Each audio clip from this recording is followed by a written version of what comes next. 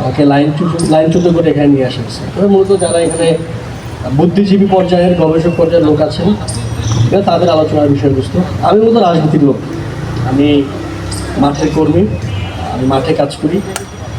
বিশাল বিশাল তাত্ত্বিক কথাবার্তা বলাটা আমার কাজ না, আমার ক্ষেত্র না। কিন্তু এই সকল কিছুর মূলে রাজনীতি। যা কিছুই বলা হয়, হিস্ট্রিতে যা কিছু বলা হয়েছে, কিংবা ইতিহাস নিয়ে যে সকল ভবিষ্যৎবাণী করা হয়, এই সব কিছুই মূলত রাজনৈতিক প্রেক্ষাপটকে বিবেচনা নিয়েই করা হয়। ফলত মনে হয় আমরা যারা রাজনৈতিক কর্মী আমাদেরও কিছু একটা বলবার আছে। ডাকসুকে ধন্যবাদ জানাই আমাকে আমন্ত্রণ করবার জন্য।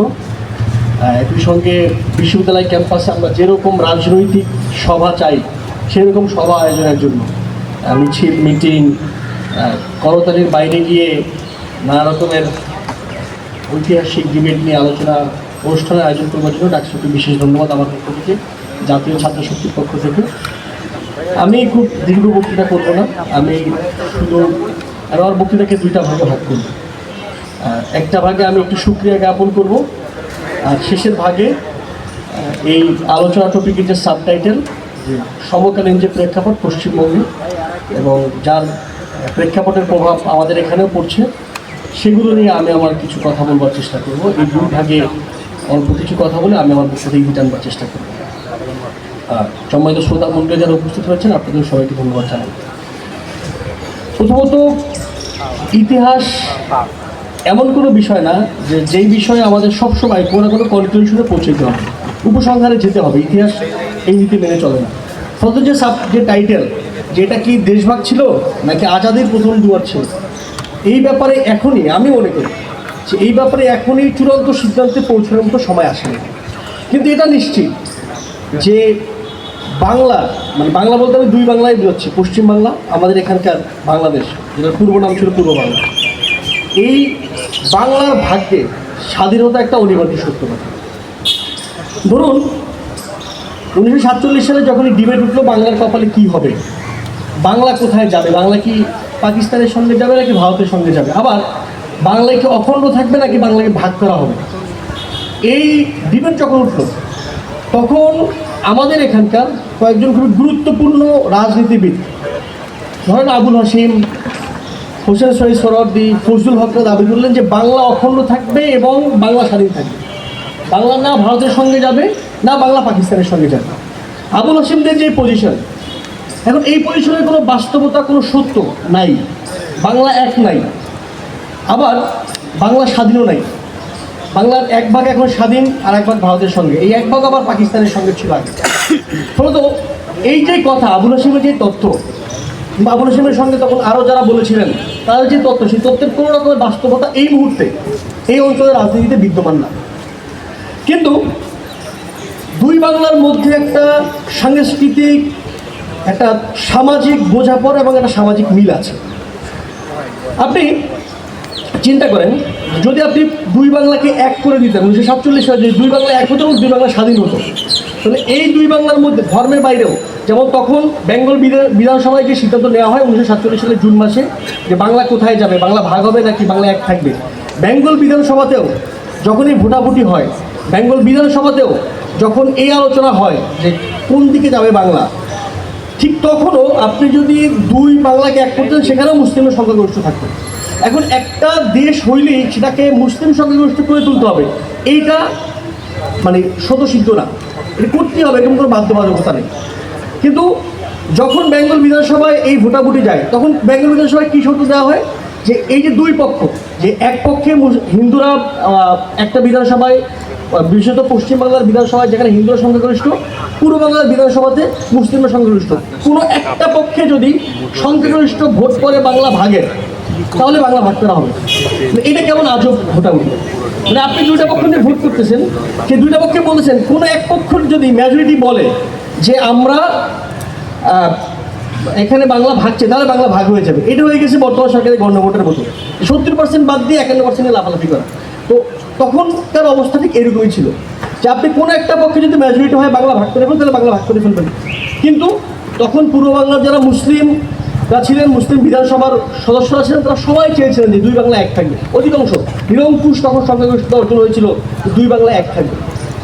এখন দেখেন, আমি এরপরে যে আমি যে রাজনৈতিক ব্যাপারটা বলতে চাই, দেখেন এই মুহূর্তে পশ্চিমবাংলার যে অবস্থা, আমরা একটু বিশ্বকাপ কন্টেন্ট দিয়ে শুরু করি। এবিভিপি পশ্চিমবাংলায় যা করতেছে, এটা ছাত্রলীগের যে বড় ছিল গত 16 বছরে, ঠিক একই মডেল। বিজেপি যে তার পরের দিনই এবিভিপি দিল্লি ইউনিভার্সিটিতে হামলা চালাইছে।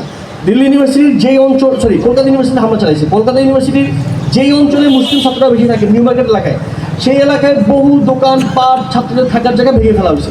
এটা পুরো একটা ছাত্রলীগ মডেল। মানে আমি এটা নির্দ্বিধায় বলি যে এই বাংলার ছাত্রলীগ আর ওই বাংলার এবিভিপি দুটাই, এবং দুটার মধ্যে নানা সময় নানা রকম ঘনিষ্ঠ সম্পর্ক দেখা গেছে। ছাত্রলীগ যেই মডেলে এখানে রাজনীতি করে, একই মডেলে এবিভিপি পশ্চিমবঙ্গে রাজনীতি করে। অথবা একটু ঘুরায় বললেও যে পশ্চিমবঙ্গে এবিভিপি যেই মডেলে রাজনীতি করে, একই মডেলে ছাত্রলীগ বাংলাদেশে রাজনীতি করে, রাজনীতি করতে চায়, রাজনীতি করেছে বিভিন্ন সময়। মূলত এই যে নানা রকম সংকট তৈরি হইতেছে, আজকে একটা নোটিশ দেখলাম, আমি এটা সত্য নির্ধারণ করার সময় পাইনি, যে আবারও বোধহয় গরু জবাই করা নিষিদ্ধ করে দেওয়া হয়েছে পশ্চিমবাংলা। আমি একটা নোটিশ দেখলাম, আমি এখনও সত্য নির্ধারণ করার মতো সময় পাইনি, ফ্যাক্ট চেক করার সময় পাইনি। তো এই যে গরু আপনি জবাই করতে পারতেছেন না, মানে পশ্চিমবঙ্গের মুসলমানরা পারতেছেন না, আপনাদের কখনো মনে হয় না যে এই মুসলিমদের প্রতিও আমাদের একটা দায় আছে? আপনাদের কখনো মনে হয় না যে 61 লক্ষ ভোটারকে এইবারে ভোট দিতে দেওয়া হয় নাই, বা এর সংখ্যা কম বেশি হতে পারে, এদের প্রতি আপনার কোনো দায়িত্ব আছে? আপনাদের কোনো এটা মনে হয় না?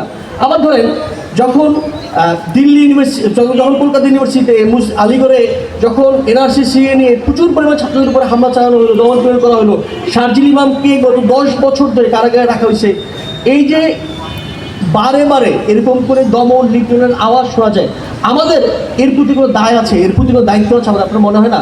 বা আপনাদের কখনো মনে হয় না যে এই দুই বাংলা টেরিটরি দিয়ে আলাদা করে ফেলা হইলো, কাটাতার দিয়ে আলাদা করে ফেলা হইলো, এই ওনাদের সঙ্গে, পশ্চিমবাংলার সঙ্গে, সে হিন্দু হোক মুসলিম হোক, তাদের সঙ্গে আমাদের কোনো মানে মৈত্রী আছে? আপনাদেরকে এটা ফিল হয় না? আমার তো ফিল হয়। আমি মনে করি যে তাদের প্রতি আমার দায় আছে, তাদের প্রতি আমাদের দায়িত্ব আছে। ফলত আমরা এখানে রাজনৈতিক প্রপোজিশনের কাছে যেটা হাজির করি, সেটা হচ্ছে যে যেখানেই বাংলা ভাষাভাষীরা আছেন, ধর্মের ভিন্নতা থাকলেও ভাষা এবং সামাজিক যে মিল আছে, সেই মিলের জন্য আমরা মনে করি তাদের প্রতি হওয়া অন্যায্যতা, তাদের প্রতি হওয়া অবিচার এবং জুলুমের প্রতি আমাদের একটা দায়িত্ব আছে, সেটাকে প্রতিরোধ করার দায়িত্ব আছে। ফলত আমরা মনে করি বিজেপি যখন ওই পারে এরকম হামলা চালায়, সেটার বিরুদ্ধে আমাদের কণ্ঠস্বর জারি রাখতে হবে। একইভাবে আপনারা খেয়াল করেন যে জুলাই মাসে যখন এখানে প্রচণ্ড রকমের গুলি চলছিল, মানে বিজেপি হাসিনাকে আশ্রয় দিয়েছে, সব কিছু ঠিক আছে, দিল্লি হাসিনাকে আশ্রয় দিয়েছে, কিন্তু কলকাতায় কিন্তু এই স্লোগান হয়েছে যে হাসিনা তোমায় ভালোবাসি না। এই স্লোগান কিন্তু কলকাতায় হয়েছে যে হাসিনা তোমায় ভালোবাসি না। তো যারা বলছে যে হাসিনা তোমায় ভালোবাসি না, তো এখন আবার যখন মোদি তাদের উপর এরকম নির্বিচারে হামলা চালাচ্ছে, আমাদেরও তো স্লোগান দেওয়ার মতো জায়গা আছে। যখন এনআরসি সিএ করা হয়, ঢাকা ইউনিভার্সিটিতে আমরা প্রতিষ্ঠা করেছি। এই ডাকসু ভবন একটা খুবই মর্মান্তিক ঘটনার সাক্ষী। 2019 সালের 22 ডিসেম্বর, তখন ডাকসুর বিপি ছিলেন নূর হক নূর, মাঝখানে বলে ডাকসুর বিপিকে বিবাহের শুভেচ্ছা। তখন ডাকসুর বিপি ছিলেন নূর হক নূর, এই ছাদ থেকে তখন ছাত্রলীগের বসে নেতা কর্মীদেরকে নিচে ফেলাই দেওয়া হয়েছিল। কেন হয়েছিল আমি এই প্রেক্ষাপটটা বলি, আমি একটু মার্জনা করবো না, বেশি কথা বলতেছি। ঢাকা ইউনিভার্সিটিতে তখনকার ভারতীয় হাইকমিশনে আসতে চাইছিলেন একটা প্রোগ্রাম করতে, হায়ার স্টাডিজ নিয়ে। আমি তখন ছোটো হলে থাকি। এখনকার এনসিপির আহ্বায়ক নাহিদ ইসলাম, আমি এবং আমার কয়েকজন বন্ধুরা মিললে আমরা চিন্তা করলাম যে এই প্রোগ্রাম আমরা আটকাই দিই। সে প্রোগ্রাম আমরা আটকাই দিতে সামর্থ্য হয়েছিলাম। তানভীর হাসান সৈকত ছিলেন তখন ডাক্তার সদস্য, পরে ঢাকা ইউনিভার্সিটি সেক্রেটারি হয়েছিলেন। তিনি এই প্রোগ্রামটা আয়োজন করতে চাইছিলেন, আমরা প্রোগ্রাম আটকাই দিয়েছিলাম যে প্রোগ্রাম হবে না ঢাকা ইউনিভার্সিটিতে, হইলে আমরা গাড়ির সামনে সরে যাবো। কিন্তু আমাদের গায়ের উপর দিয়ে গাড়ি চালায় দিল্লি ভারতীয় হাইকমিশন আসতে পারে, ওকে হি ইজ ওয়েলকাম। তো এই যে আমরা এটা করতে দিলাম না, যখন এনআরসি সিএ হয় তখন আমরা এখানে ঢাকা ইউনিভার্সিটি, আপনারা দেখবেন একটু গুগল টুগল ঘাটতে পাবেন, আমরা প্রচুর মিছিল করেছি। সেই মিছিল রাজু ভাস্কর্যে হামলা হয়েছে। এই যে আমরা ভারতীয় হাইকমিশনারকে ঢুকতে দিলাম না, এই জন্য এই ডাকসু ভবনে হামলা চালানো হয়। মানে দুইজন মানুষ, কমপক্ষে দুইজন মানুষ একদম জীবন মৃত্যু সন্দিক্ষণে দাঁড়াইছিলেন যে তারা যে কোনো সময় মরে যেতে পারতেন, এরকম নির্বাচনে হামলা চালানো হয়। ফলত এই যে আমরা যে দায়িত্বটি পালন করেছি, এনআরসি সিএ নিয়ে আমাদের কেন মাথা ব্যথা ছিল? আবার ধরেন ভারতীয় হাইকমিশনার এখানে আসতে পারবে না, আমার কেন ছিল? তখনকার ইস্যু ছিল, তখন প্রচুর পরিমাণে সীমান্তে গুলি হচ্ছিল, প্রচুর সীমান্তে গুলি হচ্ছিল। এখন আবার সেই সীমান্তে গুলির যেই অবস্থা, সেই অবস্থা আবার রিগেইন করতেছে। আপনারা দেখছেন যে গত কয়েকদিনে সীমান্ত একজন, গতকাল তো লালমনিরহাটে একজন মারা গেছে, কয়েকদিনকে ব্রাহ্মণবাড়িয়াতে 2জন মারা গেছে। সীমান্তের গুলি ফিরতেছে। তো এই যে আপনি যদি সীমান্তের গুলি বন্ধ করতে চান, আপনার যেমন করে এইখানে একটা প্রোটেস্ট লাগবে, আপনি যেমন করে এখানে প্রোটেস্ট করবেন, একই সঙ্গে যারা আমার ভাই বোমগুলো সামনে দিন। তো আপনি যখন সীমান্তে গুলি চলে, এই সীমান্তের গুলি বোমগুলো একটু সামনে দিন ভাই। সীমান্তের গুলি